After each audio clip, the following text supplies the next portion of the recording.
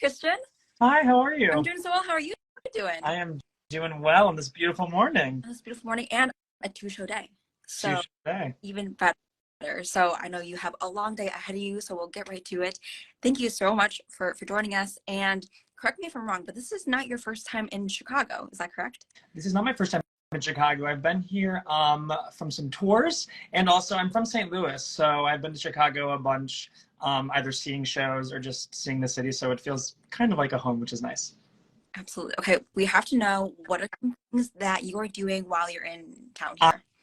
I'm a big planner, so I had like a list of things I wanted to do in Chicago. So I was checking them off. I did a Frank Lloyd Wright architecture tour. I did the boat cruise. I did the art museum. I did the aquarium. I did Navy Pier. I've done restaurants. Like I was doing them all. I love it. I love it. Well, we have so much to chat about. We had so many questions come in, which is so fantastic. But I want to start at the beginning of your career, and specifically, you are a graduate of I Yale. am. A little bit about, first of all, did you major in musical theater when you were in school? Tell us a little bit about your education journey. Yeah, so I always knew I wanted to pursue musical theater, but I always had a love for academics as well. And so Yale was kind of the perfect fit. It's kind of like the artsy Ivy League school. So I kind of knew that that was a perfect fit for me. So I was a theater and an economics double major. You can imagine there was zero class overlap for both of those majors. Um, yeah, I did a double degree from there. I had a bunch of amazing training. The undergraduates are lucky enough to work with some of the School of Drama graduate students as well. And then I have an economics degree that I haven't had to use yet, but it's nice to have in my back pocket should I ever need it. Fantastic. Um, or sorry, I lost my train of thought there. What was the catalyst for you for just that music was what you wanted to pursue? Yeah, I was lucky enough to grow up in St. Louis, like I said, and St. Louis is a really amazing theater town, much like Chicago. There's so many amazing theater opportunities for young kids. And so starting at the age of 7, I got to work at this professional theater called the Muni. Summer after summer, I was working with, even without my knowledge, looking back, I was like, what the heck? I got to work with some of these people and I didn't realize it. For 12 years, I got to work with these amazing Broadway professionals that would come and do summer stock in St. Louis. And so ever since I was, a little boy, I just knew that it just made me so happy. And it was what I wanted to do, and just bringing joy to people and telling stories. I just knew ever since I was a young kid that that's what I was going to do. Absolutely. We had a few performance specific questions come in, and specifically one that says, any advice for when you feel tired and you feel like you can't sing at all? That's a good one. I said to to my dressing room mates early on in the run, like the first week, because we're doing it out of town. So we're rehearsing during the day, we're changing things, and then we're doing the show at night. So it's pretty exhausting. And one day I came in and I just did not have a voice. And I was like, okay, if I can get through this show, I can know that I can do the show with no voice. And you kind of adrenaline helps a bunch, knowing you have to do it. And just even though if your voice is tired, I think still warming it up, still just testing where you are, what your limits are for that day. We always say backstage before the show, give your 100% today. And if your 100% is an 85%, that's okay, because that might be all you have, but still just try to give all that you can that day. But obviously be healthy and safe, and don't push anything. That's never worthwhile. And luckily at Boop, which we've had the pleasure of, we have amazing swings and understudies who have gone on, who are ready to go on. Should you be in a voice that, you can't actually do the show, that's fine. Call out. People are ready to go on and to save the show, so. Oh, absolutely. Well, I would love to know what led you to really say yes to Boop the musical, especially because, with looking at your resume, you've done so many incredible shows like Book of Mormon and The Little Mermaid and Singing in the Rain, where all these characters are already established in some way, shape, or form. Now you're coming and originating a role. Yeah, totally. So my journey with the show started 2 years ago. I got an audition for a workshop of a, quote, Betty Boop musical. And I said, okay, I don't know much about Betty Boop, but it's Jerry Mitchell, an amazing director choreographer. It's David Foster's music. It's Bob Martin's book. It's Susan Birkenhead's lyrics. I was like, this is a dream team. Let's go for it. And then we did the workshop and I was like, wait a second, this show is special. This is really exciting. I'm glad I'm a part of this now, and I hope to be a part of it again in the future. And then, more auditions happened. All of a sudden we're doing a new full big stage production in Chicago.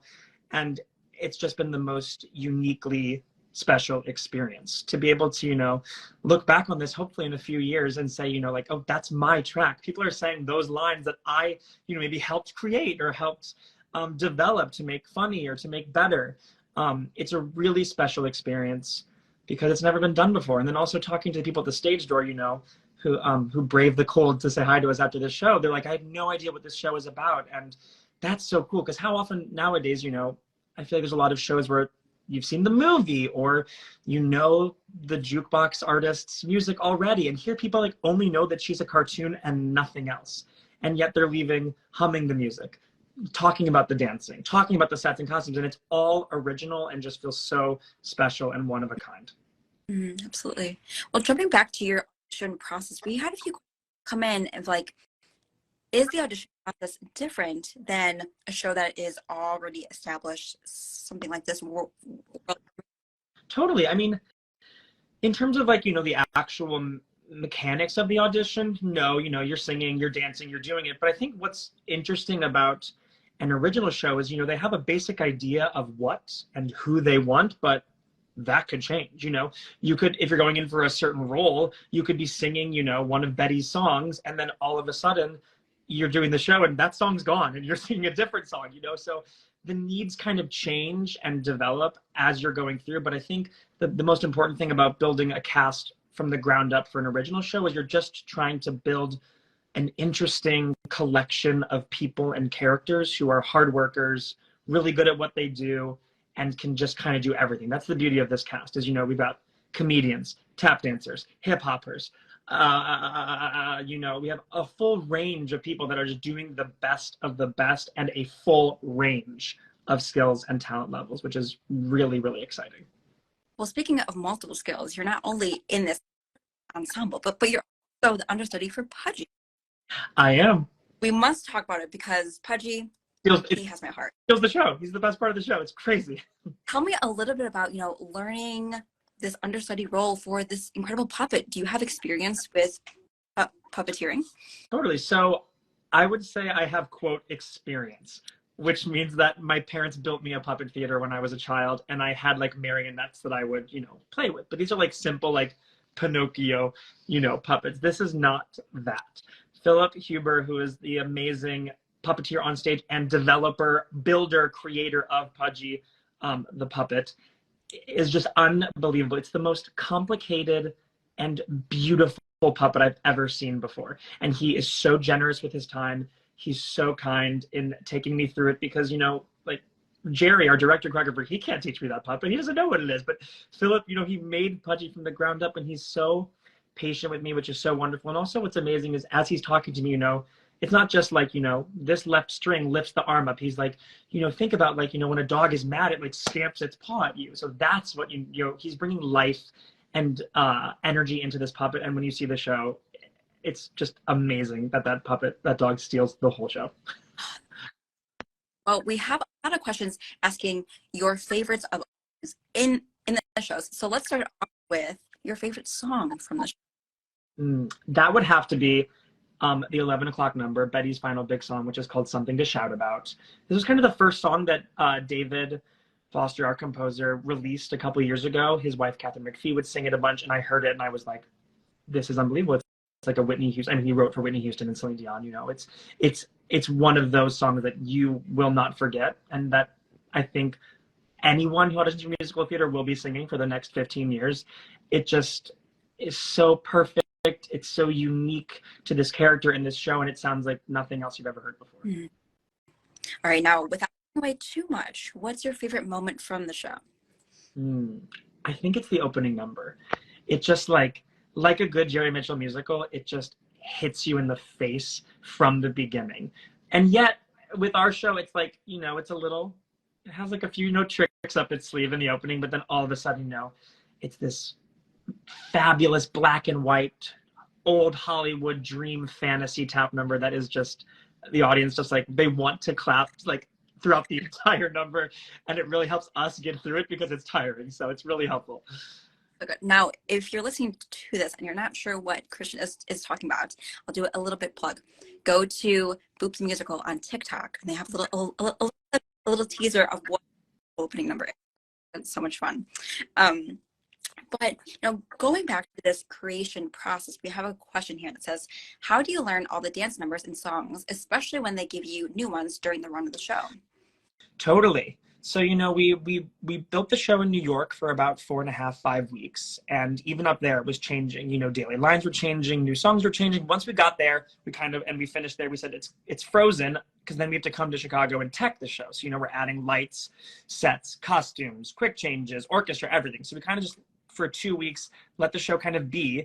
And then once we started previews for the next 2 weeks, we were changing things daily. I mean, we had a new closing number 2 days before opening night, and we had 3 hours to learn it. I think a couple of things make that happen. One, amazing leadership from the top. We have Jerry, director choreographer at the top, who's amazing, and he has his two associates, Rochelle Rack and John Rua, who are unbelievable and are so good at communicating and leading us and helping guide people through. We have our dance captains, who are amazing at keeping everyone calm and answering any questions possible. But the biggest thing is you have this collection of this cast who's all just here in Chicago trying to build this show and make it the best, who's willing to help and make sure everyone is on the same page. I mean, in that day when we put in the new closing number, at intermission, me and my dressing room mates, we sang through the whole number just to make sure we knew it, because we knew you'd forget about it because it sneaks up on you. But it's just so thrilling. I mean, this is why we all chose to do it. It's to make something special and to change and to grow with it, which is really exciting. What has been the most surprising part for you in this process, and in this whole process from that first read through 2 years ago to now, and you're almost done with your run here in Chicago? Yeah. I think what the best part of it is, and I kind of said this earlier, was that, and I've been saying to people, is that when we did this workshop, people were like, how is it? It's Betty Boop. How is the show? And I was like, it's really special. I think it's really special. I think it's really funny. I think it has a lot of heart, and I think it's very unique, but you never know if you're biased, you're really involved with it. So you never know. And then I'll never forget our first preview. We never had a full audience. You're doing a comedy show for an empty house, and it's in tech, and it's just silent after joke after joke. And the overture ended, and the spotlight hit Jasmine's face, who plays Betty Boop, and the crowd just screamed. And they just started laughing at every one of Bob Martin's lines, and they were clapping through all of David and Susan's songs. And it was just nope, I was right. This is a special show. This is a really, really good thing, and I'm so happy to be a part of it. I feel like you've touched on this throughout the interview, but to round us out, to really those people who are really thinking okay, Betty Boop, really? What would you tell them? Where you're in your final week of performances and you leave this Sunday. Yeah. What would you want? Well, the first thing I would say, if I only had a second, was come to the CIBC Theater for the final week of Betty Boop, the Boop musical. Get your tickets now. But I would say, Betty Boop is a timeless character. She was, created in the 20s, and she's still around. You'll see her on the streets, see the character that she's in drawings, she's in movies, she's on t-shirts, wherever. And just like she is timeless, I think this show is really timeless, and that it has something for everybody. It has classic big band music. It has amazing dance numbers. It has modern themes that, will pull on your heartstrings. It has humor, it has heart, it has emotion. It really just has something that is for everybody, and it has the full range of human emotion, which is what I think Betty Boop is about. She's for everyone, and just like that, I think this show is really for everyone too. Well, Christian, thank you so much for sharing your time and telling with us. We are so grateful. For all you who are watching, come out and come see Boop. I think you will be very pleasantly surprised. Yeah. I will be part of the club. I'm here for it. Now, I have a lot of people asking, is it going to Broadway? Will there be a cast recording? To confirm that there is no news yet. We hope so. I hope for the longevity of the show to go on forever and ever and ever. But the only way that you can for sure see it is by coming to Chicago. Correct. So come on out this year until December 24th only, this Sunday. So you only have a few chances left. Come see this incredible company. Come see Christian. You'll just have the time of your life. You will. Yeah, guarantee it. All right. If you're looking for tickets, we have $25 lottery, $49 rush, all those details and more at broadwayinchicago.com. Christian, thank you so much, and have an incredible 2-show day. Thank you so much. I'm going to hop off and run to the theater. Great one, everyone. Thank you. Thank you.